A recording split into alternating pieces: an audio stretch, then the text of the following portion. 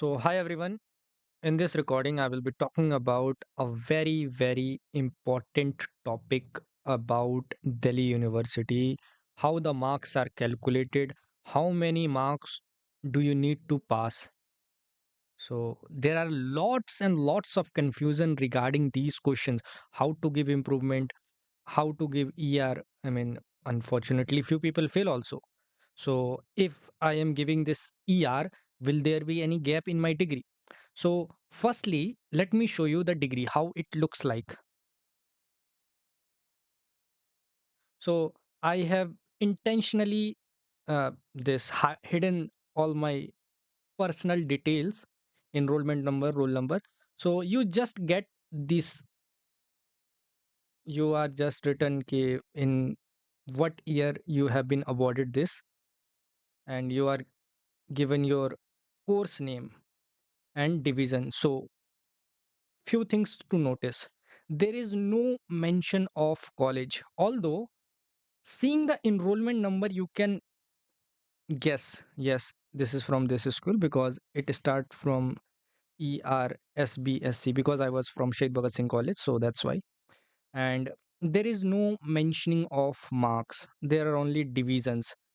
So if you have scored 60 and above, 60 including, then you are awarded with the first division. Whether you score 95% or 60.008%, you are awarded first division only. 50 to 60 second division, 40 to 50 third division, and below 40 you are given fail, zero, and you will be given your subject. So that's how the degree looks like. Now, how many marks to pass? So, and how marks are calculated, how CGPA are calculated. So we will see all three in one go only. So the question is how many marks? So the it's quite complicated, but if you are scoring 30 marks, then for sure shot you are getting passed with D grade. But it is a bit confusing how. Let me show you. So this is a documentation through Delhi University only. So what they say, uh, if you are getting 4, then D 5C. So you can take a pause and read it for your own. But I am interested in this. So this M stands for your marks, and this X bar is the class mean, how your peer or how your classmates are performing. Not not classmates only, across the Delhi University, across all the colleges, how the students in your course are performing. So collective thing. So that's why it is sometimes called sometime why sometime CBCS. So let's say just come here for the D. You have just passed. So 30%, generally the maximum marks are 100. So if you have scored 30 marks, then surely you will get 30%, then you are pass with D grade. But even if you have got less than 30 marks, there are chances that you may pass if your classmates have scored even poor through this formula.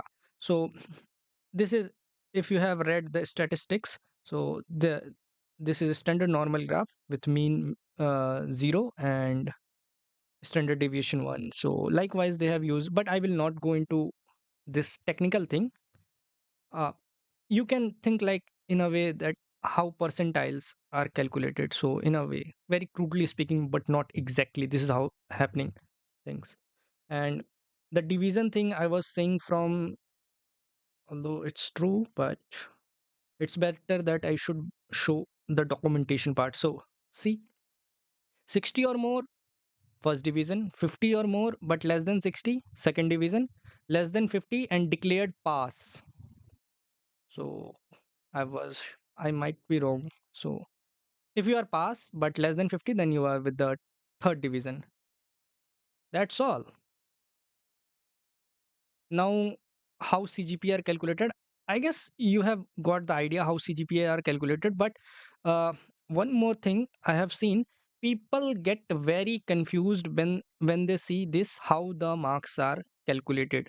So this is a mark sheet. So I have again hidden the personal details.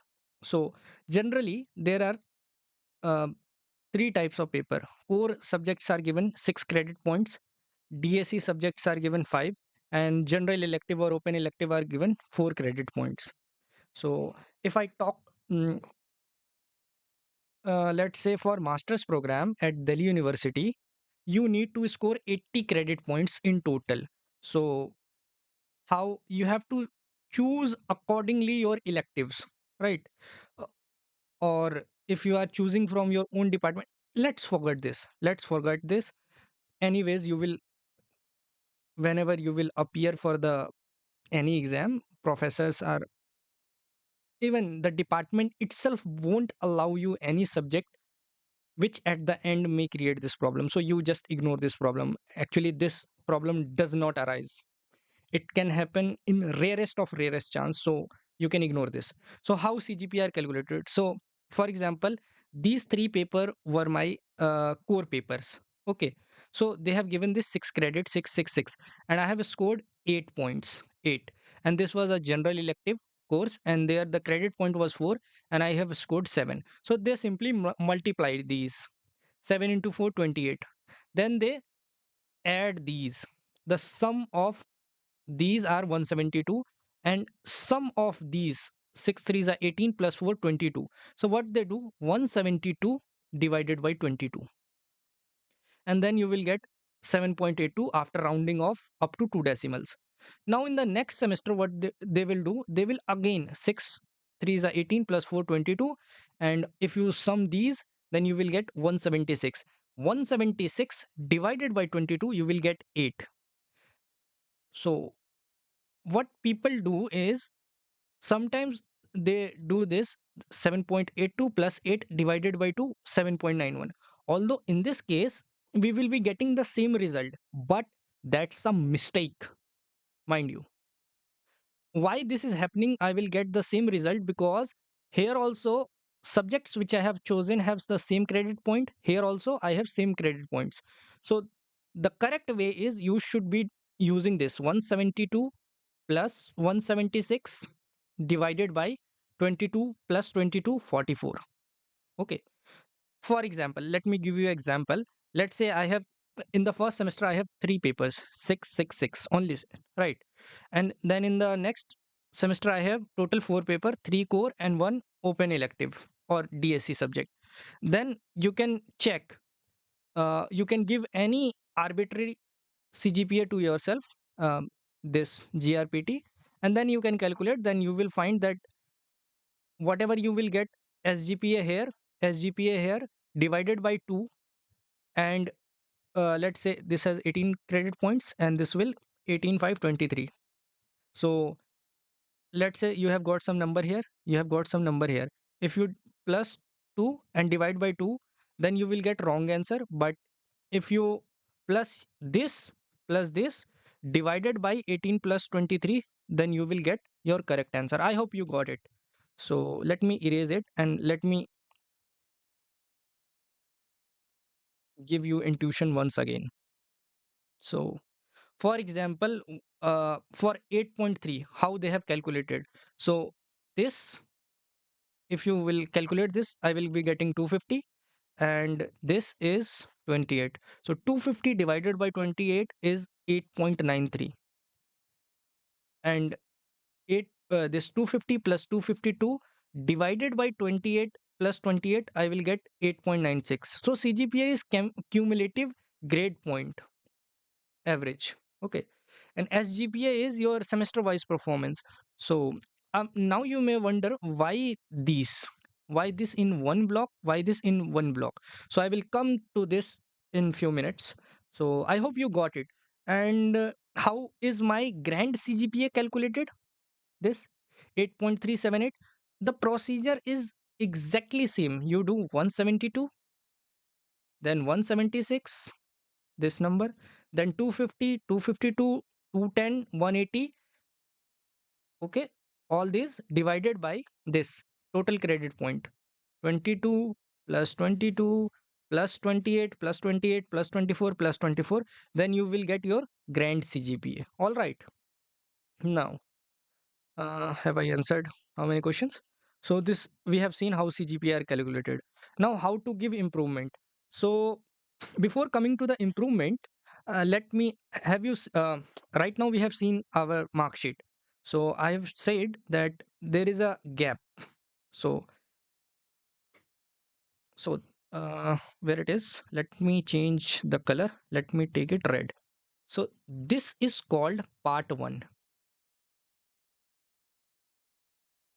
This is called part 2, and this is called part 3. And this is for a graduation program of 3 year.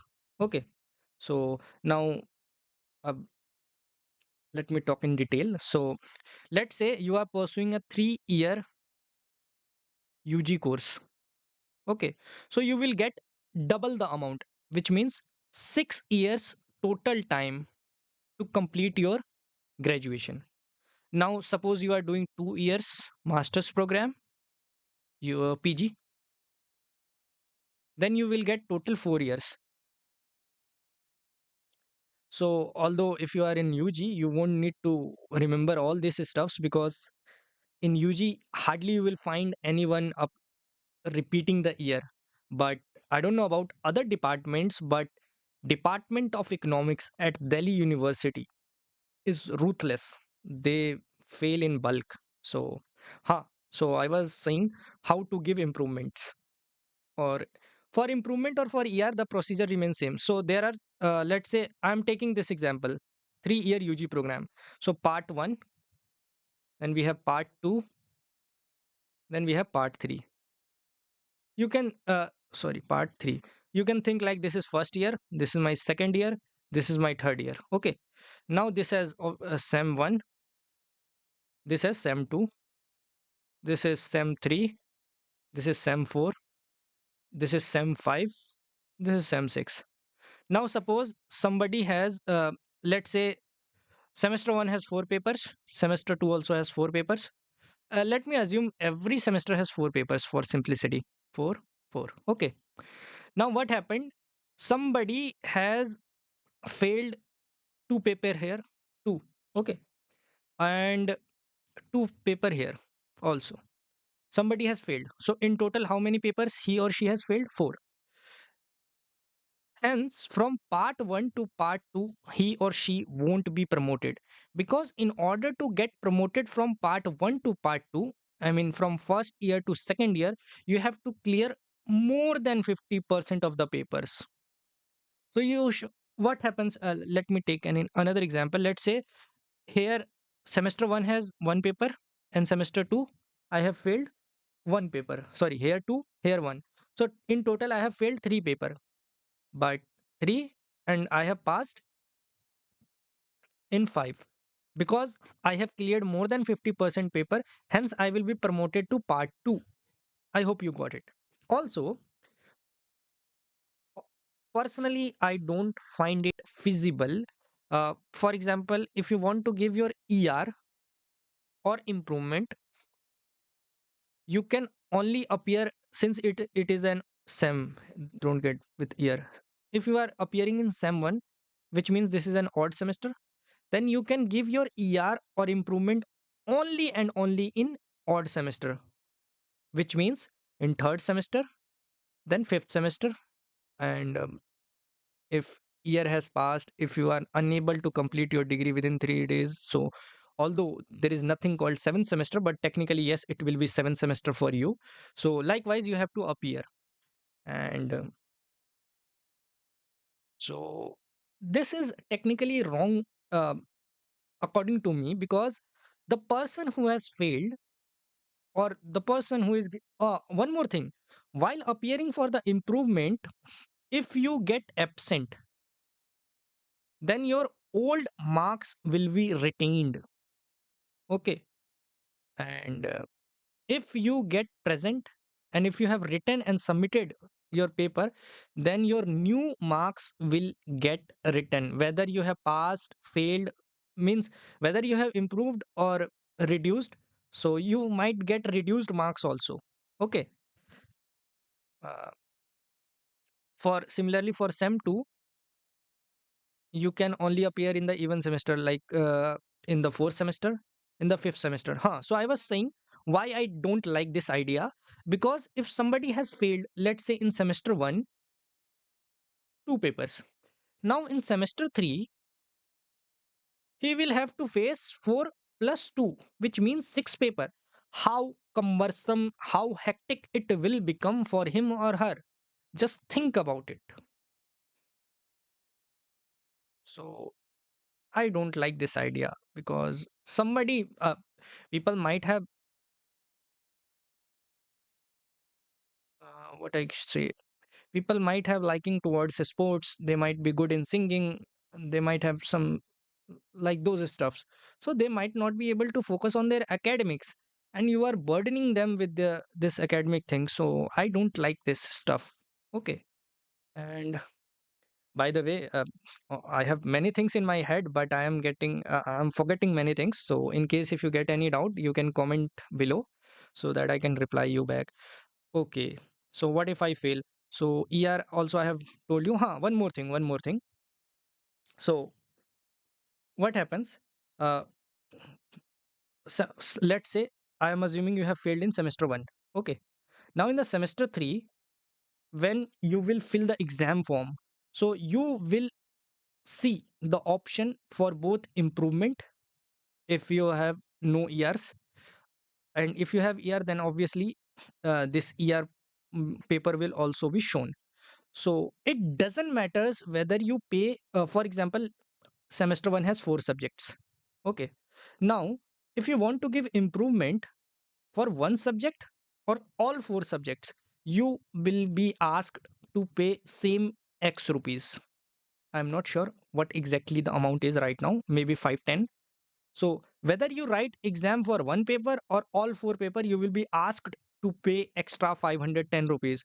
So earlier I didn't knew, but if you are skeptical that whether I will be able to give the exam or not, then I would suggest to choose as many as paper you can while filling the form, because ultimately if you get absent, your old marks will get retained. So how does it matters? Okay. Will there be any gap in my degree? Let's say I have taken my admission in 2019, and technically my graduation should get completed at 2022. But unfortunately, due to any circumstances, I have completed my degree in 2025, in 5 years span. I still will get my degree written 2022. Nobody can find when did you completed your graduation. I mean, they will just see 2022. Although employer might ask, where were you from 2 years? So you have to encounter those stuff.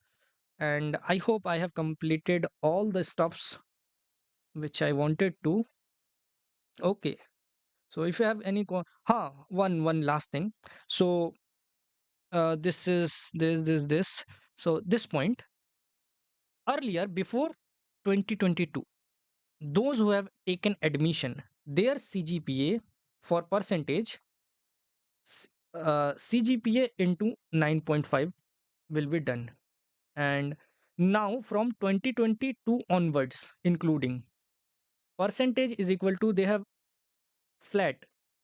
You just multiply it by 10 and you will get CGPA. I think this is a very good step by DU, which makes the calculation much easier. Now somebody might ask that I have completed my graduation in 2021, and now I am appearing for my masters in 2024. So I have got some X CGPA here, Y CGPA here. How will my percentage get calculated? Since you have done in 2021, so your CGPA, your percentage will get calculated after multiplying Y with the 9.5. And since it is after 2022, even if you have completed in 2022, now if you have completed in 2022, which means you have taken admission in 2019. So uh, the basic idea is, in whatever year you have taken the admission, X year, so whatever is the guiding principle or whatever is the rule for that year, you will be graded accordingly. You have taken admission in 2019, whatever was the rule, you will be graded accordingly. Doesn't matter whether you complete your this graduation in 2023 or 2024. Not understood? Let me give you the same example. Let's say I have um done started my graduation in 2019, and technically I should have completed in 2022. Then this is very straightforward, that I will multiply by my CGPA by 9.5 in order to get my percentage. But I have taken my admission in 2019 and I have completed my masters in 2025. Still, I will multiply it by 9.5 because I have taken admission in 2019. Hence, accordingly, my percentage will calculated. Okay. So yeah, if you have any doubts, then do comment in the comment section below. I will try to answer as much as I can, or if I need, then I might record another video too. Thank you so much.